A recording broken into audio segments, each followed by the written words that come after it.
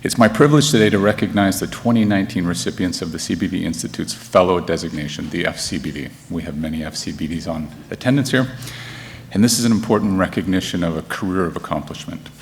It is our most prestigious honor. It's reserved for the most accomplished of our professionals. The FCBV honors a body of professional work over a career of achievement and is our highest acknowledgement of success. Conferring the honor of Fellow is a genuine recognition of many valued contributions to the profession and overall leadership. It's the highest honor that we can confer, resulting in a rigorous nomination process and review process and approval by the Board of Directors. First, it's my honor to introduce Paula Frederick, FCBV. Paula is a principal of Cohen Hamel Steger, specializes in business valuations and the quantification of losses, areas in which she has written and published extensively. Paula obtained her CBV designation in 1994, where she achieved the silver medal. Paula has been very involved in the CBV Institute over the years, has become an active member of numerous committees, events, education, continuing professional development, and served on our board for 4 years between 2012 and 2016. In addition to her involvement on the board and several committees, Paula is also active in the Ontario Expropriation Association, serving as a director and past president. Moving to the community, Paula has volunteered in many organizations, and as part of her volunteering has recently become a big sister to a 10-year-old girl, showing her commitment not just to the profession but to her community. Paula, please come forward and receive your FCBV honors.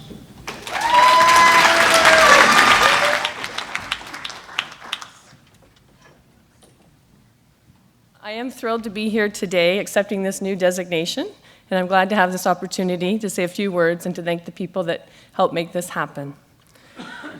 I'd first like to thank my partners, Farley Cohen and Peter Steger, for nominating me for this FCBV designation. It was through Farley's encouragement that I first became involved with the CBV Institute, and I must say it's been a great experience. So thank you, Farley. It's been amazing to see the growth of the CBV Institute, as it's now called, since the time I became involved with it 25 years ago. That's when I entered the program of studies. At that time, I believe it was a two-person show, Kitty Jones and Dennis White. Some of you non-millennials in the room probably remember them. But if you look at the Institute's website today, you'll see that there are 12 people actively employed at the Institute, not to mention all the practitioners that volunteer their time for the committees and to the Board of Directors. I've been thinking about what I enjoy most about being a CBV and my involvement with the board, and really it's the people that I have worked with over the years, the people that I've met through being on the committees and the Board of Directors, and of course the people at the Institute. Over the years, I've also enjoyed mentoring people through the CBV program and their professional careers, and I hope I've been a good role model for them. In the end, life is all about the relationships that we make, and I'm really thankful for the opportunity to build the relationships that I have this far. So in closing, I just want to say thank you to everyone that's helped me along the way, my colleagues, the Institute staff, the other CBVs that I've met, and of course, last but not least, my family. My husband has actually attended the conference with me this year. So thank you very much.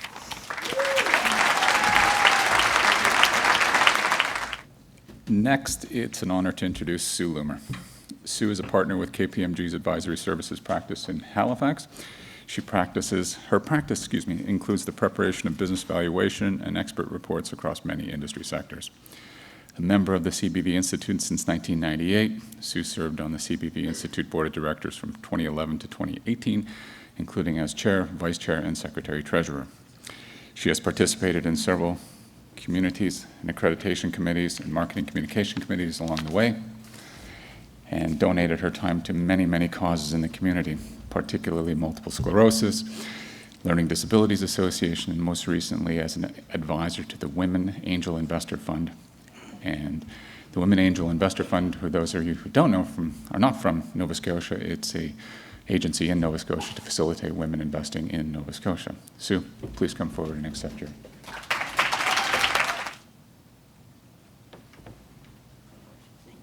I'd like to thank the FCBV committee for recommending me for this honor, and to thank the Institute and the Board of Directors for bestowing this honor on me.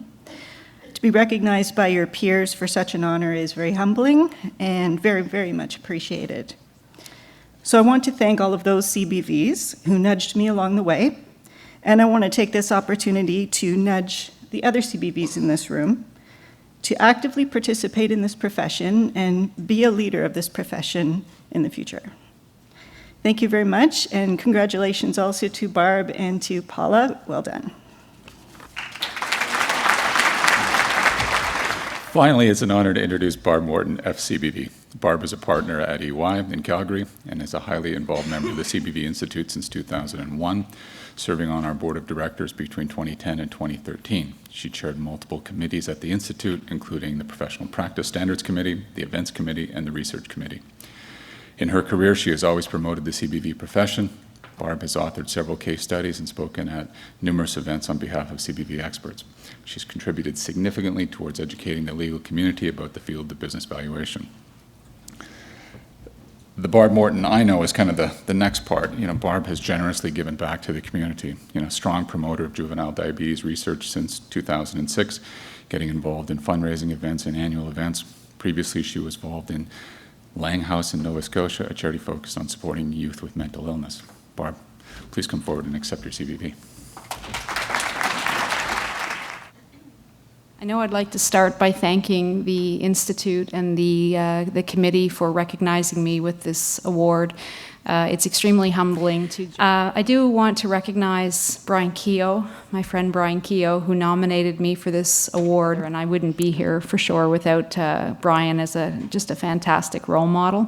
And thanks to Stephen Goodfellow, who is I don't think here today, and Terence Crone, my colleagues who I know did some of the pulling together of information for that, and so I appreciate their time too. So thank you very much.